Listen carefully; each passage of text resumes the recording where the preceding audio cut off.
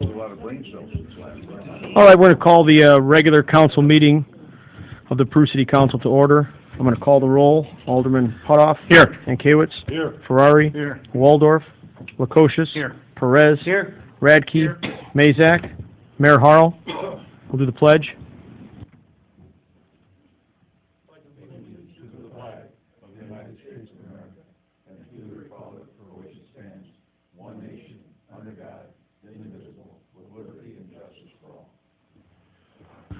Is there a motion for a temporary chairperson? Make a motion that we appoint Alderman Putoff. I'll second that. Motion made by Alderman Mankiewicz, seconded by Alderman Ferrari. All in favor signify by saying aye. Aye. Motion carried. Any presentations tonight? Public comment. Move on to a motion to accept the minutes and place them on file for December 17th of the year 2000. So moved, Your Honor. Second. Motion by Alderman Ferrari, second by Alderman Mankiewicz. In the reports area, all in favor? Aye.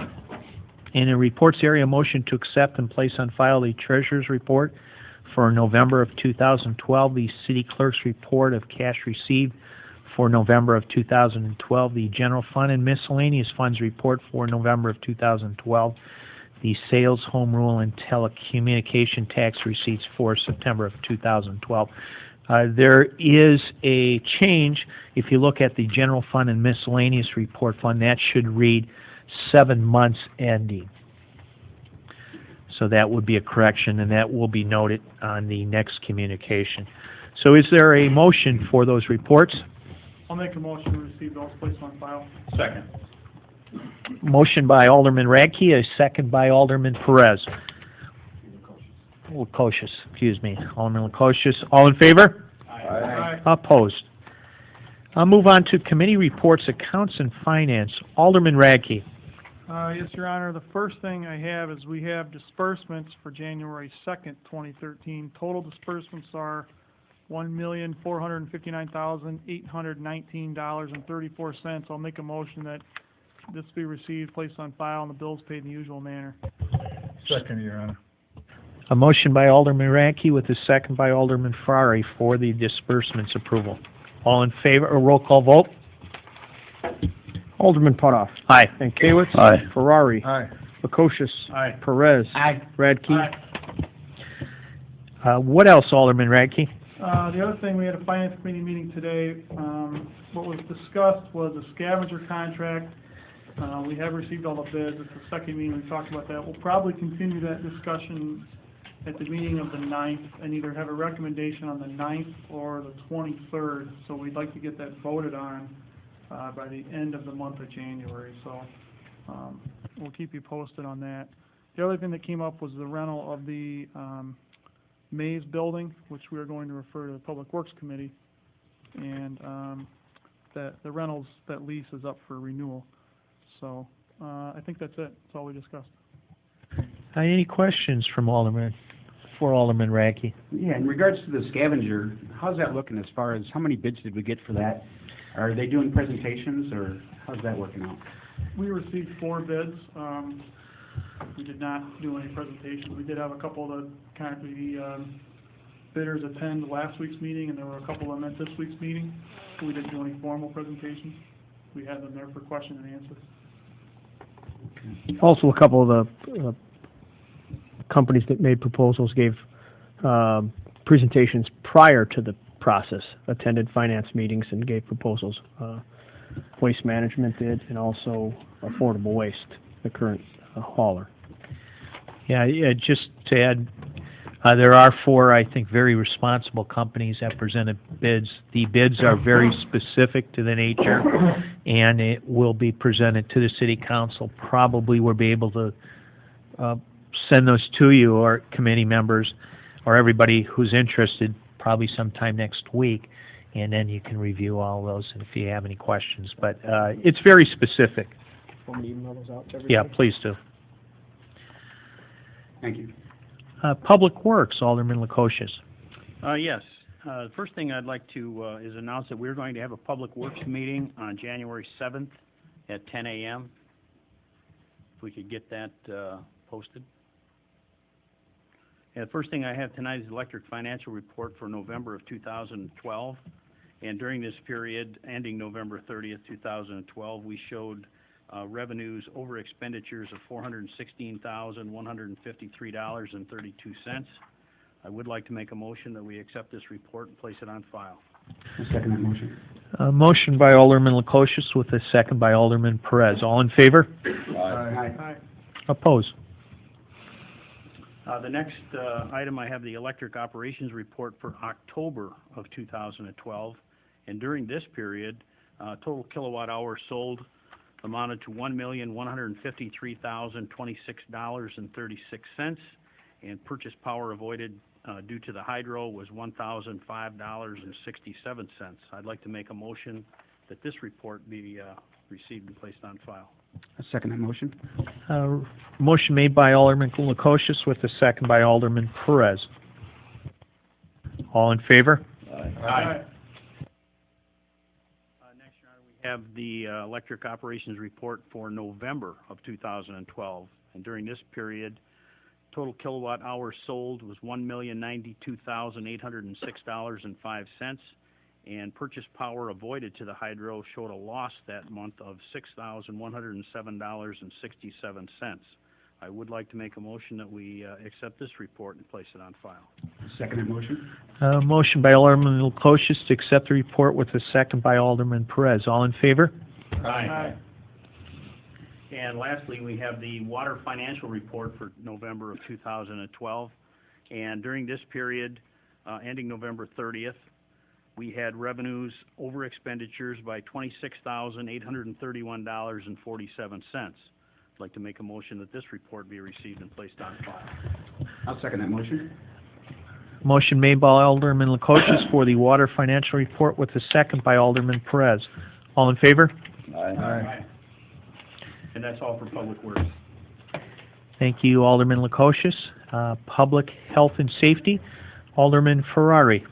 Yes, under police, Chief Burnaby, we had a code red test this afternoon. You want to fill us in on it? Yes, Alderman. If you are in the code red system with an active number, you should have received and would have received a telephone call, a test at about 10 to 5 o'clock this evening. And I gave everybody some statistics up there of what the report shows. We have a total of, in the city of Peru, we have a total of 6,235 numbers that are in our original database. However, out of that 6,235, we've identified just with this test today 2,500 and some change. So a little over 2,500 of the numbers are numbers that are not valid any longer or cannot receive calls, such as fax machines or modem lines, or a large amount of these are people that used to have valid phone numbers through their landline and have no longer use landlines with the cell phone age and that sort of thing. So out of the 6,235 phone numbers that were in our database, if you look down to active numbers, there's 3669 active numbers in our database. And of that 3669, we hit 3824 calls where either went to a live person or a voicemail was left for that person. So what's that, 96% of the active phone numbers in our database were contacted, which is very, very remarkable results. However, I do know for a fact, I get a report instantly, and I don't see what the actual number is, but I can see that every single number, so I can get a printout of 6,235 phone numbers, in which ones were not contacted because they're no longer in service, or their fax lines or modems and that sort of thing. And then I can see who did receive a telephone call, whether they received it in the form of a voicemail or if they received it with actually picking up the phone and a live person received the message. I can also go in and check if you did not receive a telephone call tonight, either on your home phone or your cellular phone. That means that you are not in our database, and it means if you want to receive these calls, You simply have to go to the City of Peru website, click on the Code Red link, follow the directions to enter your name, your address, your telephone number, your cell phone number, and elect to receive Code Red notifications. The information is completely confidential. In fact, when I have to go in, I go in daily and approve the records. I don't even know what the person's telephone number is. That's blacked out, even for us as the customers. So we don't know that information. But we do know that if you have a valid number in the system, we have 96% success rate, which is very good. But we do know a lot of people that have numbers that are still in, that no longer in use, or many people out there have cell phones and have never gone in and added their cell phone to the database. We purchased the original database now going on, gosh, it must be 4 years that we've had Code Red, I guess. So the database at that time, new telephone numbers since then may not be in the database, and certainly cell phones, any new numbers since that time, or if people never entered their cell phone, it would not be in that database. So we're strongly suggesting, if you want to receive these Code Red emergency calls and you didn't receive one today, on all of the phones that you possibly could use, go to the city's website. If you don't have internet service, call the police department or call the city clerk's office. Stop by, whatever, and it takes literally about 20 seconds to log in, put the information in. Another bit of information, something that's changed since all of us put in our cell phones originally, is at the time, this was not an option to receive text message alerts and email messages in an emergency type situation. So in my case, for example, I entered my cell phone several years ago. I did not receive a text or an email because I hadn't gone back and re-entered that information. So I went ahead and did that today. So if you received a cell phone call today, you're good to go. But if you want to have text, emergency text messages or emails, go back into the website, re-enter your information with your home phone just to make sure it's in there, and do the same with your cell phone and check the box for text and email if you'd like to receive those as well. So as you know, our contract is a calendar year contract. We lose the minutes if we don't use them. We're the contract city, and then we invited LaSalle and Oglesby and Utica and Spring Valley to share in our system to save money for all of us, and we share the minutes. But come December 31st or January 1st, the minutes that aren't used, we lose. So that's why I went ahead and used some of the minutes up on a test just to kind of remind people. And so if you want the calls and you didn't receive them, make sure you go to the website. There is also a system, or on that website, if you did receive a call and you don't want to receive Code Red, you can simply go to the website and city's website, click on Code Red, and there's an opt-out option where your number would be removed from the database as well. Any questions? You mentioned that you bought the original database 4 or 5 years ago? It's Is that probably something that needs to be updated again? Or well. how often I do you go and actually do that? with these statistics, every year that we've done the test, we're identifying more numbers in that database that are falling off.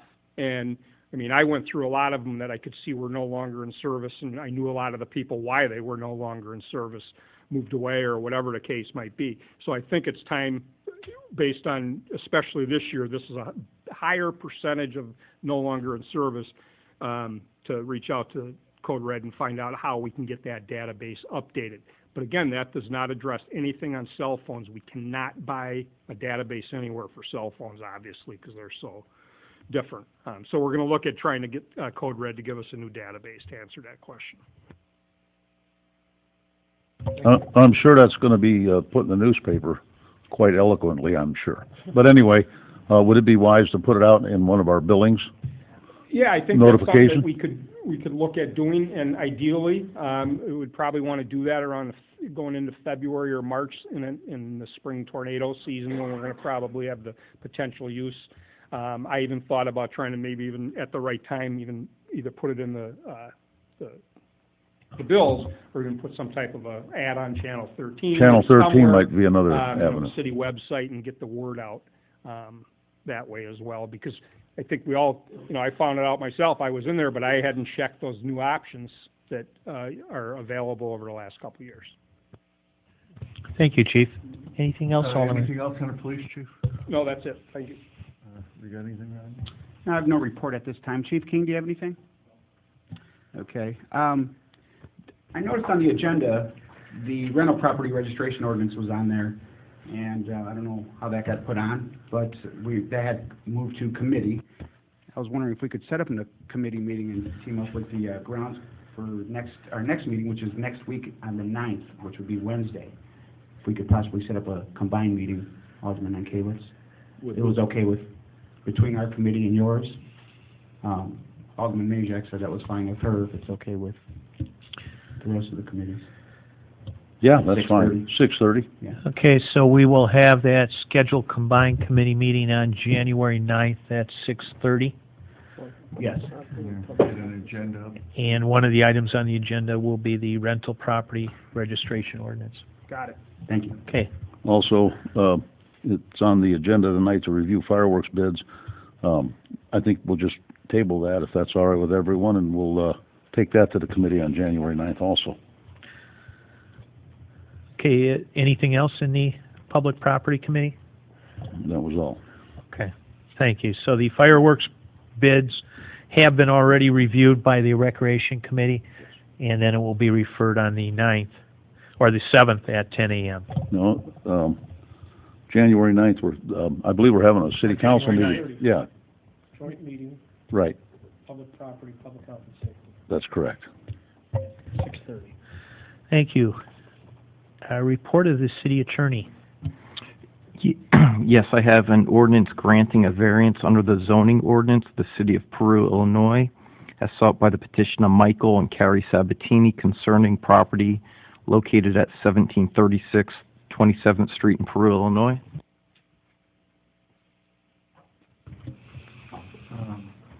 Is this, oh, you reading it? I'm sorry. Would you like for me to go through the details? I mean, I will if you like. Yeah, please do. Okay.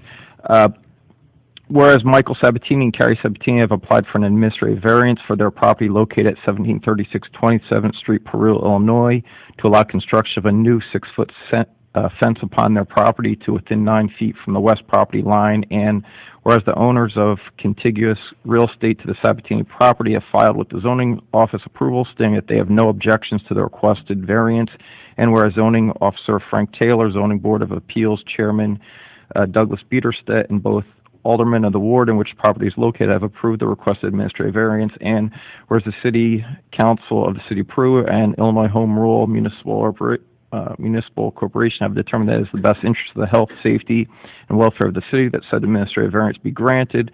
Now, therefore, be it ordained by the city council of the city of Peru, LaSalle County, Illinois, Home Rule Municipality as follows. The real estate located at 1736 27th Street, Peru, Illinois, legally described as follows. Lot 56 in Heritage Court, Subdivision Phase 4 to the City of Peru, LaSalle County, Illinois, is hereby granted a variance to reduce the west side yard setback for a fence from not less than 30 feet as required under Section 6.03B5D of the zoning ordinance to not less than 9 feet. The variance granted herein is for the sole purpose of allowing the petitioners to construct a fence pursuant to plans and specifications filed in the zoning office. Nothing in this ordinance shall be construed to preempt any private covenants and restrictions which are otherwise applicable to the property. Section 2, this ordinance shall be effective immediately from and after its passage and approval. What's your pleasure, council? Your Honor, Alderman Ferrari. I'll make a motion to accept the ordinance as written and read, and grant him permission to put the fence up. I'll second that motion. Motion by Alderman Ferrari with a second by Alderman Perez. Roll call vote. Alderman Putoff. Aye. Ankewitz. Aye. Ferrari. Aye. Okoshis. Aye. Perez. Aye. Radke. Aye. Motion granted. Any other reports? No. Move to unfinished business. Anything in the unfinished business? New business. Yes, Your Honor, I would like to bring something to the attention of the council, and the reason why I'm going to bring this under new business is because it's in regards to Venture Drive, and I know that the mayor had asked that this discussion never really get brought up again, but the reason why I feel it should be brought under new business is for the fact that I have been talking with a few of the business owners. For example, the owner from Dairy Queen I had talked to today, and he will be back next week. And I know we're missing a couple of the aldermen and the mayor.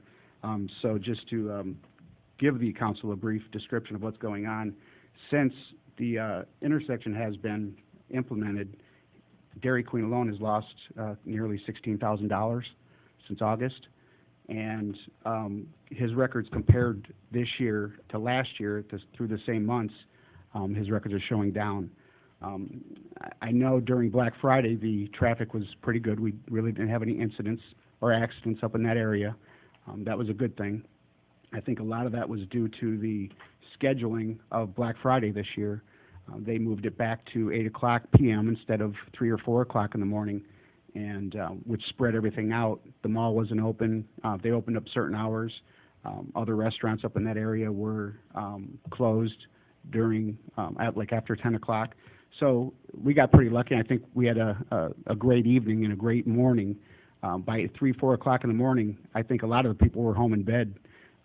I was out at 3 or 4 o'clock in the morning driving for Walmart, and parking lots were pretty much dead all the way through at about 4 a.m. going up from Interstate 80 from Spring Valley all the way to Bridgeview. So there was a big difference this year compared to the past. It got pretty chaotic up there just the last 2 weeks, for the shopping season for Christmas. I think that if we were to open that back up, that would give those businesses an opportunity to make that money. And I really think that there could be a plan designed if we get with the engineers and the engineers team up. That one that King came up with, I think with a little bit of tweaking, something can happen with that, where that right turn going up North Venture Drive being continuous would still alleviate the backups from 38th Venture Drive to 251. But being able to open up that southbound traffic from Venture Drive to 251, making that left-hand turn. I think that there's a lot of opportunity, and I really think as a council we need to consider that, at least for the sake of some of the businesses up there. If we could consider doing that and discuss it at our next week's meeting, I think would be great. My suggestion, too, is to bring that to the Public Works Committee to look at those valid points. I think we all agree that the safety has been achieved somewhat with the backups on 251. Now, there remains a lot of unopened questions as regards to business loss and things of that matter. But it's certainly a valid point, and if you can make your recommendations to the committee to take a look at all of those options that you suggested. Okay, we'll do that next week during the meeting that we're going to have. Thank you. Any other new business? Proclamations. None, Your Honor. Petitions, communications. Also none. Public comment from anyone. I want to remind the general public and also the council that the next council meeting will be January 9th, and that will be at 7:30. So we do have some session right now that we have some off time. There is no closed session tonight. Motion to adjourn. So moved. Motion by Alderman Radke with by Alderman Ferrari. All in favor? Aye. All opposed? Thank you.